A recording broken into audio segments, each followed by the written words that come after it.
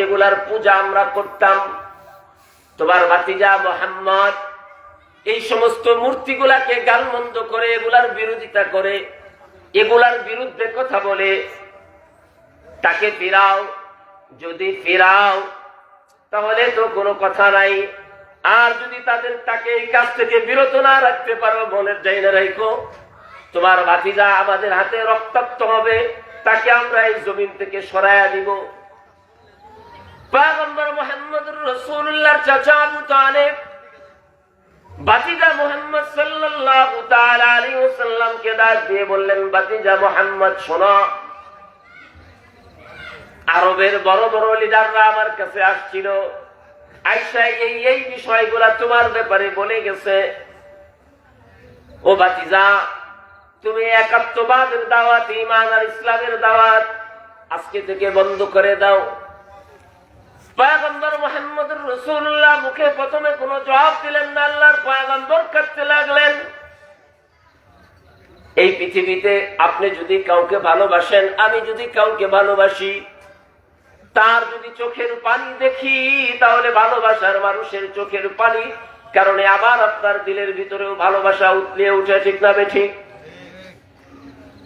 আল্লাহর পয়গম্বরের চাচা আবু তালেব আল্লাহর পয়গম্বরের চোখের পানি দেখে বলে, ভাতিজারে কাঁদতেছো কেন? আল্লাহর পয়গম্বর বলেন, ও আমার চাচা, এই মক্কার কাফের কুরাইশরা যদি আমার এক হাতে চন্দ্র আর এক হাতে সূর্য এনে দেয়, তারপরেও আমি মুহাম্মদুর রাসূলুল্লাহ একাত্মবাদের দাওয়াত, তাওহীদের দাওয়াত, রিসালাতের দাওয়াত থেকে বিরত হব না। আল্লাহর পয়গম্বরের এরকম দৃঢ়তা যখন আল্লাহর পয়গম্বরের চাচা দেখলেন, এবার বললেন, ভাতিজা তোমার দাওয়াতের কাজ তুমি চালায় যাও, চলতে থাকুক। আমি আবু তালেবের শরীরে এক ফোঁটা রক্ত বাকি থাকা অবস্থায় মক্কার পুরো কাফের বেঈমানকে তোমার গায়ে একটা টুকা দিতে দিব না। বলুন সুবহানাল্লাহ। আল্লাহর পয়গম্বর দ্বীনের দাওয়াত দেওয়া শুরু করলেন, চলতে লাগলো ঈমান, ইসলাম আর তাওহীদের দাওয়াত। মুহতারাম হাজিরিন, এখানে আবু তালেব তার নিজের জানের চাইতেও পয়গম্বর মুহাম্মদুর রাসূলকে ভালোবাসেন, একথার স্বীকারোক্তি দিয়েছেন, ঠিক না বেঠিক? এই ঘটনাটা এখানে রাখুন। আমি আপনাদের সামনে খুতবায় সর্বপ্রথম যে হাদিসে মুবারাকা তেলাওয়াত করেছি, ওই হাদিসের দিকে একটু যাই। হাদিসের ভিতরে আল্লাহর পয়গম্বর বলেন, لا يؤمن أحدكم حتى أكون أحب إليه من والده وولده والناس أجمعين। এই দুনিয়ার বান্দার বান্দিরা, ও দুনিয়া আমার উম্মতেরা, শুনো, তুমি নারী হও আর পুরুষ হও, তোমার মা বাবা, দাদা দাদি, ভাই বোন, পাড়া প্রতিবেশী, আত্মীয় স্বজন, এই সবার চাইতে যতক্ষণ তুমি আমি আল্লাহর হাবিবকে বেশি না ভালোবাসবে, ততক্ষণ তোমরা পূর্ণ ঈমানদার, পূর্ণ মুসলমান হইতে পারবা না। মুহতারাম হাজিরিন, হাদিসের তরজমার দিকে লক্ষ্য করে দেখুন। আল্লাহর পয়গম্বর বললেন, তোমার জান মাল, তোমার পাড়া প্রতিবেশী, আত্মীয় স্বজন, সবার চাইতে যতক্ষণ পর্যন্ত বেশি না আমি পয়গম্বরকে ভালোবাসবা, ততক্ষণ পর্যন্ত তোমরা ঈমানদার হইতে পারবা না। আবু তালেব তার সব কিছুর চাইতে আল্লাহর পয়গম্বরকে বেশি ভালোবাসতো কিনা বলেন তো দেখি? ভালোবাসতো। কিন্তু এই আবু তালেব যখন মৃত্যুর বিছানায় ছটফট করা লাগলো, আল্লাহর পয়গম্বর আসলেন। আয়েশা বললেন, ও চাচা, ও চাচা, আপনি তো আমাকে আপনার জানের চাইতে বেশি ভালোবাসুন। এখন মৌতের বিছানায় পড়ে গেছেন, মৃত্যু আপনার সামনে দ্বন্দ্বমান। ও আমার চাচা, একটু কালিমাটা পড়ুন, আমার কানে কানে কমস কম পড়ুন, যাতে করে আপনার এই ভালোবাসার প্রতিদান হাসরের ময়দানে আহকামুল হাকিমিন আল্লাহ রাব্বুল আলামিনের সামনে আপনি যে কালিমা পড়েছেন এই কালিমার বদৌলতে আমি যেন আল্লাহর কাছে সুপারিশ করতে পারি আপনার ব্যাপারে একটু পড়ুন। মোহতারাম হাজিরিন, এখানে ঘটনাটা খুব ভালোভাবে খেয়াল করে শুনুন। আল্লাহর পয়গম্বর যখন এই কথা বলল এবং বলার পর আল্লাহর পয়গম্বর বললেন, চাচা কালিমা না পড়ে যদি আজকে আপনি মৃত্যুবরণ করেন তাহলে খুব ভালোভাবে জেনে রাখুন, বুঝে রাখুন, ঈমানের উপরে না উঠে যদি আপনি মৃত্যুবরণ করেন আপনাকে কিন্তু আযাব আর গজবের ওই জাহান্নামে যাইতে হবে। আবাদুল আবাদের জন্য আপনাকে জাহান্নামে যাইতে হবে। এবার আবু তালেব বলে, ভাতিজারে আমি খুব ভালোভাবে জানি আর বুঝি, তোমার আমি তো শরীয়ত দ্বীন ইসলামকে যদি আমি না কবুল করি, ওই আহকামুল হাকিমিন আল্লাহ রাব্বুল আলামিনকে যদি রব হিসেবে স্বীকার না করি, আমাকে আবাদুল আবাদ জাহান্নামের আগুনে জ্বলতে হবে, এটা আমি কিন্তু জানি।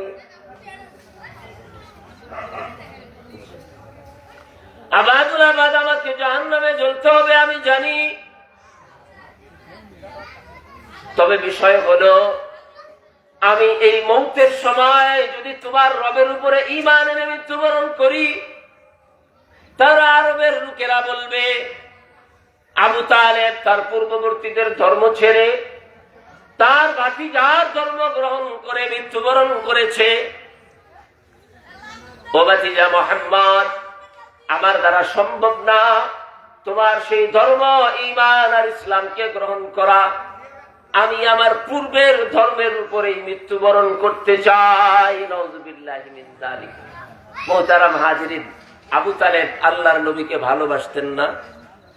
ভালোবাসতেন, নিজের জানের চাইতে বেশি ভালোবাসতেন, কিন্তু ঈমান আর ইসলামকে উনি গ্রহণ করতে পারেন নাই। খুব ভালোভাবে বিষয়টা বুঝুন।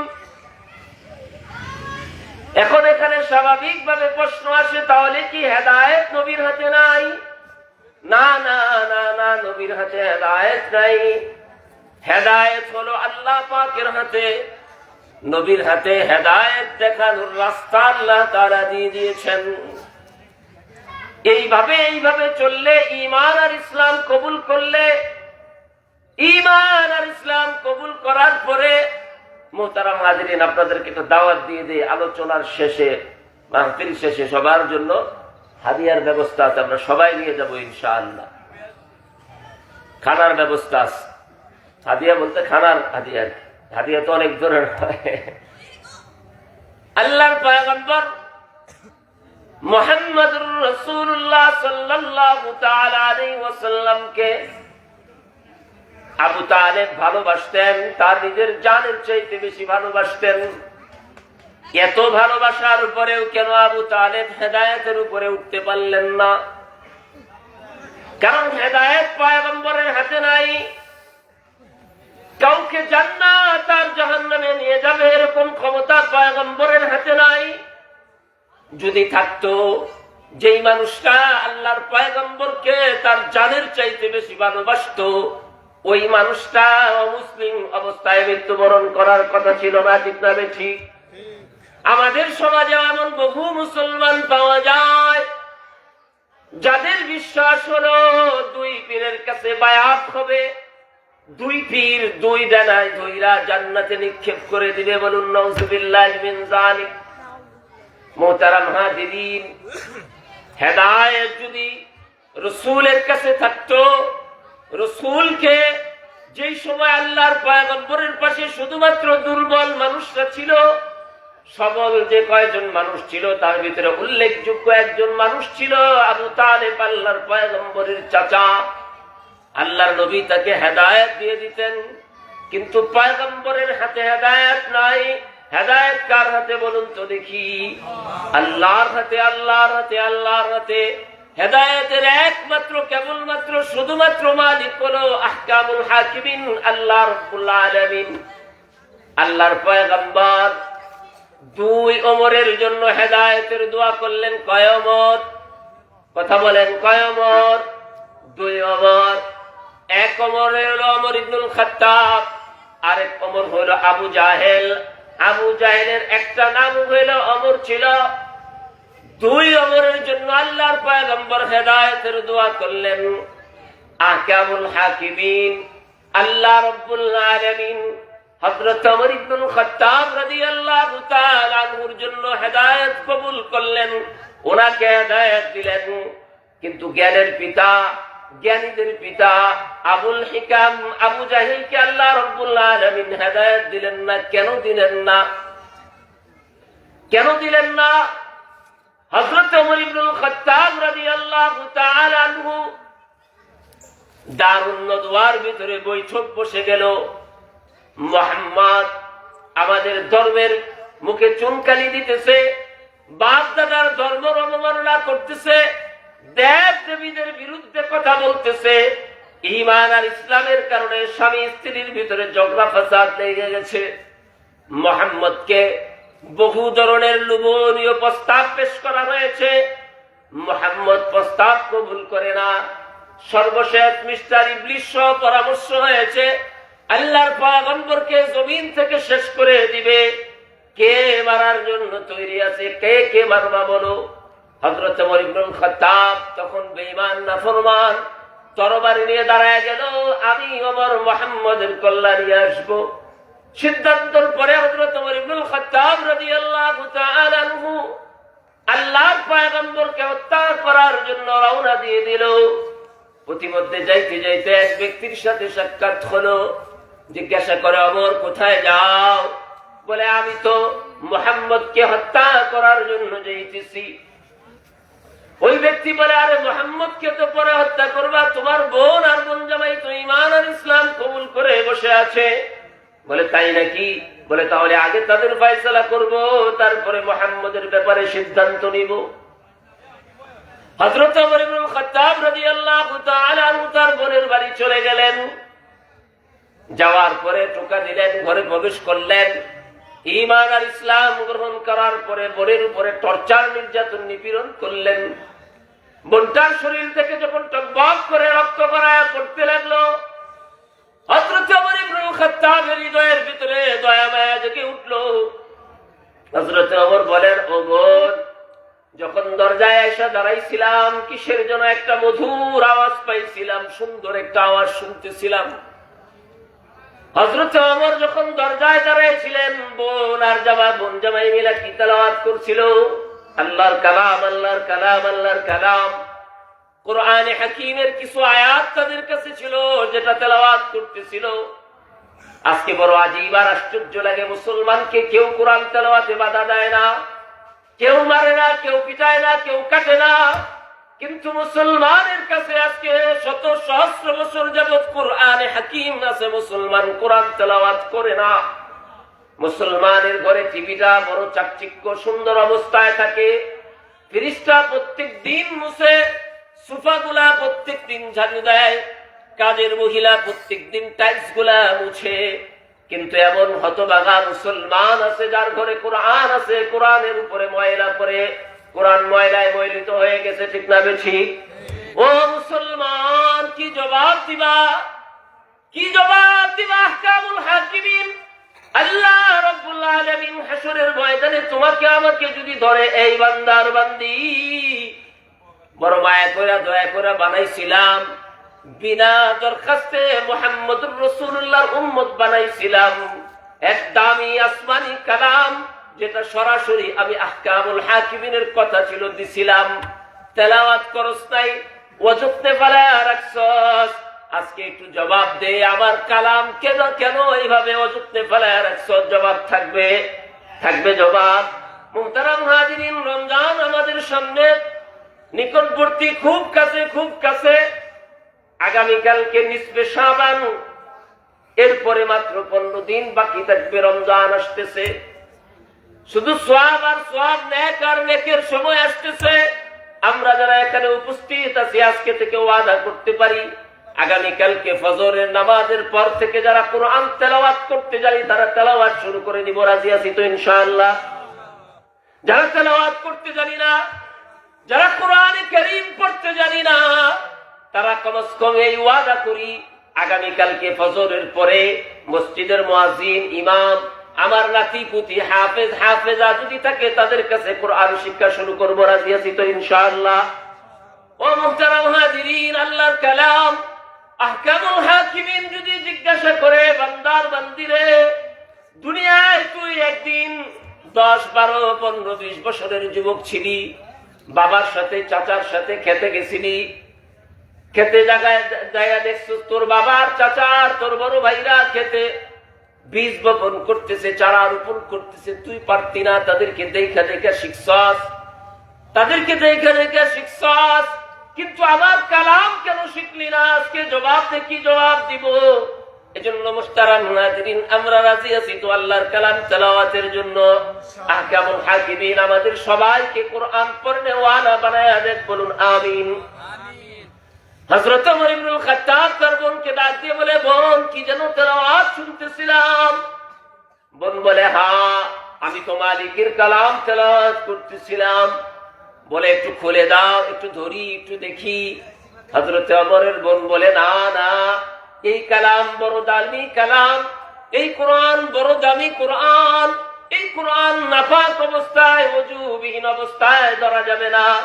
হযরত ওমরের বোন যখন এমন বলল, হযরত ওমর পরিষ্কার পরিচ্ছন্ন হয়ে আসলেন, তার সামনে কোরআন কারীমের আয়াতগুলো তার বোন আবার তেলাওয়াত করলো, বোন জামাই তেলাওয়াত করলো। হযরত ওমরের দিলের ভিতরে হেদায়েত জ্বলে উঠলো, হেদায়েতের নূর জ্বলে উঠলো। ঘটনা কবে পরে, কিছুদিন পরে হযরত ওমর রাদিয়াল্লাহু তাআলা আনহু ঈমান আর ইসলাম কবুল করে মুসলমান হয়ে গেল, বলুন সুবহানাল্লাহ বিহামদিহি। ও মুহতারাম হাজিরিন, হযরত ওমর কেন হেদায়েত পাইলেন আর আবু জাহেল কেন হেদায়েত পাইলেন না? হযরতে ওমরের রাদিয়াল্লাহু তাআলা আনহুর একজন বন্ধু একটা ঘরের ভিতরে আবদ্ধ অবস্থায় আবু জাহেলকে পাইয়া বলল, আবু জাহেল একটা সত্য করে কথা বলবা। বলে, বলো কি বন্ধু? বলে, মুহাম্মদুর রাসূল যে সমস্ত কথাগুলা বলে ওই কথাগুলা সত্য কিনা? এবার তার বন্ধু বলে, হ্যাঁ মুহাম্মদ যে সমস্ত কথাগুলা বলে ওই সমস্ত কথাগুলা সত্য। বলে, মুহাম্মদ যে কথাগুলা বলে ওই কথাগুলা যদি সত্য হয়, ওই আল্লাহ সত্য হয়, ওই আল্লাহর ইবাদত করার যদি জরুরি হয় তাহলে মানো না কেন? বলে, মানি না এই জন্য যদি মুহাম্মদের ধর্ম, মুহাম্মদের আনিত দ্বীন আমি গ্রহণ করি, আমার যে মক্কার ভিতরে নেতৃত্ব আর কর্তৃত্ব আছে সেটা চলে যাবে। নাউযুবিল্লাহ। মুহতারাম হাজিরিন, দুই ঘটনার দ্বারা কি বুঝলাম? দুজনের সাথে হযরত ওমরের সামনে হেদায়েত প্রকাশিত হয়েছে, আবু জাহেলের সামনেও হেদায়েত প্রকাশিত হয়েছিল, কিন্তু আবু জাহেল দুনিয়ার লোভ আর লালসার পিছনে পড়ে হেদায়েতকে দূরে সরাইয়া দিয়েছে। আর হযরত ওমর ইবনুল খাত্তাব রাদিয়াল্লাহু তাআলা আনহু হেদায়েত সামনে আসার পরে হেদায়েতকে গ্রহণ করে নিয়েছে, এই জন্য হেদায়েত পেয়েছে। ঠিক না ঠিক? মুহতারাম হাজিরিন, আল্লাহর পয়গম্বরকে ভালোবাসার দুইটা সূরত আছে, দুইটা তরিকা আছে, দুইটা পদ্ধতি আছে। কয়টা পদ্ধতি বলুন তো দেখি? দুইটা পদ্ধতি আছে, দুইটা তরিকা আছে।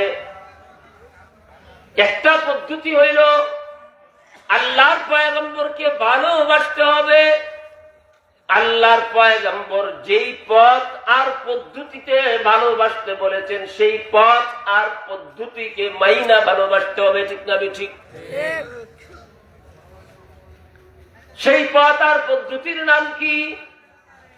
সেই পথ আর পদ্ধতির নাম হলো আল্লাহর পয়গম্বরের সুন্নত অনুযায়ী আল্লাহর পয়গম্বরকে ভালোবাসতে হবে। আবু তালেব আল্লাহর পয়গম্বরকে ভালোবাসতেন, কিন্তু আল্লাহর পয়গম্বরের আদিত সেই সুন্নত, সেই তরিকা তিনি গ্রহণ করে নাই। ঠিক না ঠিক? কেউ যদি বলে আমি পয়গম্বর মুহাম্মদকে ভালোবাসি, রাসূলুল্লাহকে ভালোবাসি, কিন্তু আল্লাহর পয়গম্বর যে আনিত শরীয়ত এনেছেন আমি ওই শরীয়ত মানি না, তাহলে সে কার মতো? আল্লাহর পয়গম্বরকে ভালোবাসেন আবু তালেবের মতো। ঠিক না ঠিক? আমাদের সমাজে এমন বহু মুসলমান আজকে ঘরে ঘরে তৈরি হয়ে গিয়েছে, তারা বলে আমরা মুহাম্মদ সাল্লাল্লাহু তাআলা আলাইহি ওয়াসাল্লামকে ভালোবাসি, কিন্তু তাদের সামনে যখন মুহাম্মদ সাল্লাল্লাহু তাআলা আলাইহি ওয়াসাল্লামের তরিকা পেশ করা হয় তখন তারা সেই তরিকা মানতে চায় না। ঠিক না ঠিক? আল্লাহর পয়গম্বরের তরিকার ভিতরে 5 ওয়াক্ত নামাজ আছে কি নাই বলুন তো দেখি। আছে। কিন্তু আমাদের সমাজের এক শ্রেণীর মানুষ বলে আমরা আল্লাহর নবীকে বিশ্বাস করি, কিন্তু আমরা এমন নামাজ পড়ি যেই নামাজ দেখা যায় না। বলুন নাউজুবিল্লাহ। এবার একটু বুঝুন, আল্লাহর পয়গম্বর যে নামাজ পড়তেন সেই নামাজ দেখা যেত কিনা? কি বলেন? দেখা যেত না। এক হাদিসের ভিতরে পয়গম্বর বলেন, সল্লু কামা রাআইতুমুনি উসাল্লি, তোমরা ওইভাবে নামাজ পড়ো যেইভাবে আমাকে নামাজ পড়তে দেখো। এবার প্রশ্ন আসে, আল্লাহর হাবিব নামাজ পড়েছেন, দেখেছেন কারা? আমরা দেখেছি না সাহাবীরা দেখেছেন? সাহাবীরা দেখেছেন। তো আল্লাহর পয়গম্বরের নামাজ দেখা যায়। আমাদের সমাজের এক শ্রেণীর মুসলমান বলে আমরা নবীর তরিকায় চলি, কিন্তু তাদের নবীর তরিকার নামাজটা দেখা যায় না। এবার বলুন তো, তাদের নামাজ আর নবীর তরিকার নামাজ সমান হলো না বিপরীত হলো? মুহতারাম হাজিরিন, যারা বলেন নবীকে ভালোবাসি কিন্তু আপনার নামাজ নবীর তরিকার সাথে মিলে না, সুস্পষ্টভাবে বুঝে নেন আবু তালেবের ঠিকানাও জাহান্নাম। যারা নবীর তরিকা বিহীন নামাজ পড়েন তাদের ঠিকানাও জাহান্নাম। ঠিক না বেঠিক? মুহতারাম হাজিরিন, আমি আপনাদের সামনে আরেকটা হাদিসে মুবারকা তেলাওয়াত করেছি, যে হাদিসের ভিতরে পয়গম্বর মুহাম্মদুর রাসূলুল্লাহ সাল্লাল্লাহু তাআলা আলাইহি ওয়াসাল্লাম বলেন, বাদিরু বিল আমাল ফিতানান কাকিতাইল লাইলিল মুসলিম ইসবিহুর রাজুলু মুমিনান ওয়া ইমসি কাফিরান আও ইমসি মুমিনান ওয়া ইসবিহু কাফিরান ইয়াবিউ দীনাহু বিআরাযিম মিনাদ দুনিয়া। আল্লাহর পয়গম্বর বলেন, তোমরা দ্রুত নেক আমল করে নাও, বেশির চেয়ে বেশি নেক আমল করে নাও। সময় সুযোগ তোমাদের হাতে যেহেতু আছে, বেশির চেয়ে বেশি নেক আমলের উপরে উঠে আসো। কেন? ফিতানান কাকিতাইল লাইলিল মুসলিম, তোমাদের কাছে ফিতনা আসবে। কি আসবে? ফিতনা। কিভাবে আসবে? ফিতানান কাকিতাইল লাইলিল মুসলিম, তোমাদের কাছে ফিতনা আসবে রাতের আধারের ন্যায়। রাতের আধারের ন্যায় ফিতনা আসবে বলতে কি বোঝানো হয়েছে হাদিসের ভিতরে? অর্থাৎ রাত্র যখন মাগরিবের পর মুহূর্ত হয়, সামান্য একটু ঝাপসা সাদা সাদা দেখা যায়, তো কোনো দিন দিন ভাব থাকে। সময় যত গড়ায় রাতের অন্ধকার তত গড়ায়। ঠিক না ঠিক? আল্লাহর পয়গম্বর বলেন, তোমাদের কাছে ফিতনা আসবে রাতের আধারের ন্যায়। ফিতনার পরিমাণ কেমন হবে? অন্য হাদিসের মধ্যে বলেন, তসবির দানা, তসবির রশি যদি ছিঁড়ে যায়, একটা তসবির ভিতরে 100, 1533টা গোটা থাকে। ঠিক না ঠিক? এক এক ধরনের তসবির রশি যখন ছিঁড়ে যায়, ছিঁড়ে যাওয়ার পরে একটার পর একটা দ্বারা যেমন টপ টপ টপ টপ করে পড়তে থাকে, আল্লাহর পয়গম্বর বলেন, ও আমার উম্মতেরা, একটা সময়, একটা যুগ, একটা কাল আসবে, আমার উম্মতের সামনে একটার পর একটা ফিতনা এভাবে আসতে থাকবে। ফিতনা আসতে আসতে আমার উম্মতের অবস্থা কি হবে? ইসবিহুর রাজুলু মুমিনান ওয়া ইউমসি কাফিরান, আমার উম্মত সকালে মুসলমান থাকবে, বিকালে কাফের হয়ে যাবে। বলুন নাউজুবিল্লাহ। বিকালে মুসলমান থাকবে, সকালে কাফের হয়ে যাবে। এবার বলুন তো দেখি, হাদিসটা খুব সহজ না কঠিন? সহজ না কঠিন? কঠিন। ইসবিহুর রাজুলু মুমিনান ওয়া ইউমসি কাফিরান আও ইউমসি মুমিনান ওয়া ইসবিহু কাফিরান। আল্লাহর পয়গম্বর বললেন, জানো আমার উম্মতরা এই ফিতনায় পড়ার কারণ কি? কেন আমার উম্মতের উপরে এরকম ফিতনার পর ফিতনা আসবে? ইয়াবিউ দীনাহু বিআরযিম মিনাদ দুনিয়া, আমার উম্মতেরা দুনিয়ার সামান্য নাজ নেয়ামত, দুনিয়ার সামান্য ভালোবাসা, দুনিয়ার সামান্য জমি, দুনিয়ার সামান্য বাড়ি, দুনিয়ার সামান্য টাকা পয়সার সামনে দিন ঈমান আর ইসলামকে তারা বিক্রি করে দিবে। মোহতারাম হাজিরিন, এখন আপনাদের কাছে প্রশ্ন আসছে, কথা থাকতে পারে, কথা আসতে পারে, হুজুর কই আমাদের সমাজে এমন ফিতনা, যেই ফিতনা আমাদের ঈমান আর ইসলামকে কেড়ে নিতেছে। একটা ফিতনার কথা একটু আগেই বলছি, যে নামাজ পড়ে তারা বলে আমরা নামাজ পড়ি, কিন্তু তাদের নামাজ কার সাথে মিলে না? রাসূলুল্লাহ সাল্লাল্লাহু আলাইহি ওয়াসাল্লামের তরিকার সাথে মিলে না। আমাদের সমাজের এক শ্রেণীর মানুষ আছে যারা মাজারে যায়, কবরে যায়, সেজদা দেয়, ঠিক না ঠিক? এবার একটু বলুন তো দেখি, আল্লাহর নবীকে আমি আপনি বেশি ভালোবাসি না সাহাবায়ে কেরাম বেশি ভালোবাসতেন? কারা বেশি ভালোবাসে? সাহাবায়ে কেরাম আমার আপনার চাইতে হাজার হাজার লক্ষ লক্ষ কোটি গুণ বেশি ভালোবাসতেন। আল্লাহর পয়গম্বর যখন জীবিত ছিলেন, কোরআন আর হাদিসের ভিতরে এমন কোন দলিল প্রমাণ কেউ দেখাইতে পারবো কি কোন সাহাবী আল্লাহর পয়গম্বরকে সিজদা করছেন এমন কোন দলিল দেখানো পারবেন কেউ? পয়গম্বর যখন মৃত্যুবরণ করলেন, কোন সাহাবী, কোন তাবি আইম্মায়ে মুজতাহিদিনের, কোন গাউস কুতুব ওলির এমন কোন জীবনী দেখাইতে পারবেন নাকি যে জীবনীর ভিতরে পাওয়া যায় তিনি যায় আল্লাহর পয়গম্বরের কবরের ভিতরে সিজদা দিয়েছেন এমন কোন দলিল আছে? এবার খুব ভালোভাবে বুঝুন, যদি আল্লাহর পয়গম্বরকে জীবিত অবস্থায় সিজদা দেওয়া না যায়, আল্লাহর পয়গম্বরকে মওতের পরে তার রওজা শরীফ কবরের ভিতরে যদি সিজদা দেওয়া না যায়, তাহলে দুনিয়ায় এমন কোন ওলি আছে, এমন কোন গাউস আছে, এমন কোন কুতুব আছে যার মর্যাদা আল্লাহর পয়গম্বরের চাইতে বেশি, তার কবরে যায় সিজদা দেওয়া যাবে? আছে কেউ আল্লাহর পয়গম্বরের চাইতে দামি? আর নবীর দাম তো আল্লাহর পরে। নবীর যে সাহাবী ছিল তাদের মর্যাদা কেমন ছিল?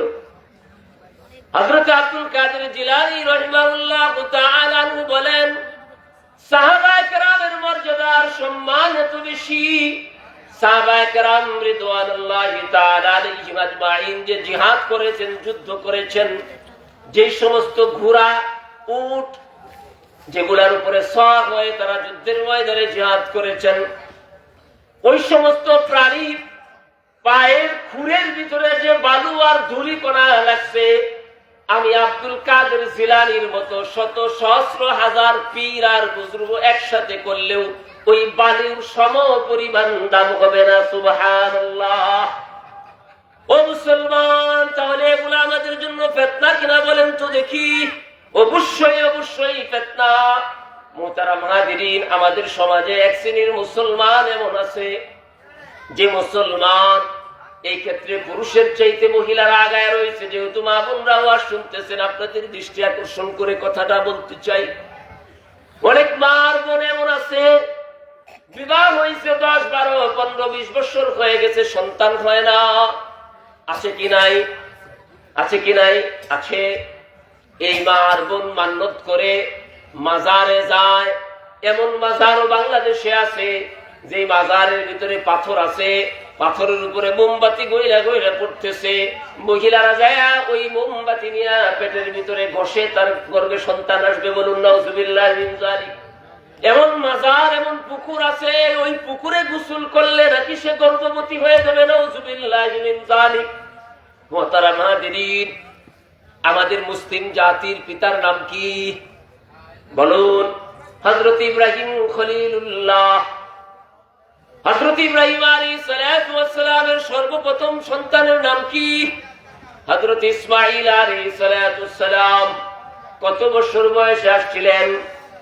ইব্রাহিম আলাইহিস সালাতু ওয়াস সালামের বয়স যখন প্রায় শেষ 90-100 বছর, আহকামুল হাকিমিন সুসংবাদ দিলেন, এই ইব্রাহিম তোমার বিবির ঘরে সন্তান আসবে।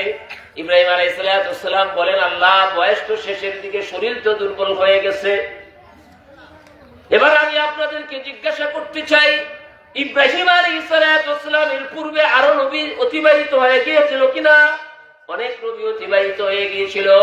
আল্লাহ তো বলেন না, ইব্রাহিম যা আদমের কবরে যা, যাইয়া কবরে চা, অথবা আদমের কবরের মাটি তোর পেটে ঘষ, অথবা আদমের কবরের পাশে কোনো পুকুর আর নালা থাকলে গোসল কর, তোর বিবি গর্ভবতী হবে। এই কথা বলেছেন? বলেন নাই? বলেন নাই? এটা কোনোদিনও সম্ভব না।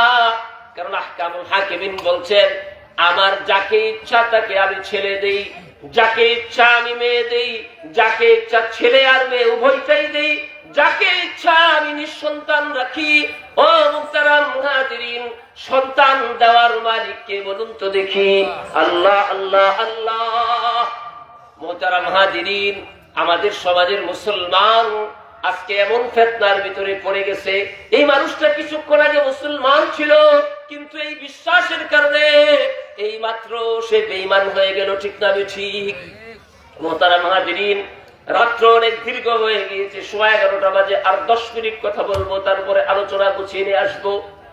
এই যে হাদিসটা আপনাদের সামনে তেলাওয়াত করলাম, যে মুসলমান সকালে মুসলমান থাকবে, বিকালে কাফের হয়ে যাবে, বিকালে মুসলমান থাকবে, সকালে কাফের হয়ে যাবে, এরকম আরো বহু বিষয়, বহু ঘটনা, বহু বিষয় আমাদের সমাজে ঘটে। যেমন, মাইন্ড করবেন না, মেহেরবানি করে, নামাজের ওয়াজ করলে মুসলমান বিরক্ত হয় না, রোজার ওয়াজ করলে বিরক্ত হয় না, হজের ওয়াজ করলে বিরক্ত হয় না, যাকাতের ওয়াজ করলে বিরক্ত হয় না, কিন্তু রাজনৈতিক বিষয়ে কিছু বললেই বলে হুজুর এই বিষয়ে ওয়াজ করা যাবে না। ঠিক না ঠিক? একটু খুব ভালোভাবে বুঝুন। আমি আওয়ামী লীগ, বিএনপি, জাতীয় পার্টি, জামাত কোন দল করতেও বলবো না, কোন দলের বিরুদ্ধেও কথা বলবো না। শুধু বলবো এটা ইসলাম পূর্ণ একটা ধর্ম না অপূর্ণ ধর্ম? বলুন তো দেখি। পূর্ণ ধর্ম না অপূর্ণ ধর্ম? পূর্ণ ধর্ম।